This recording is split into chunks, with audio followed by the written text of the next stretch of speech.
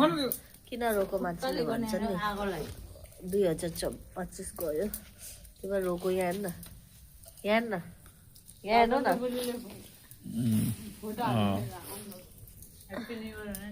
video गरेको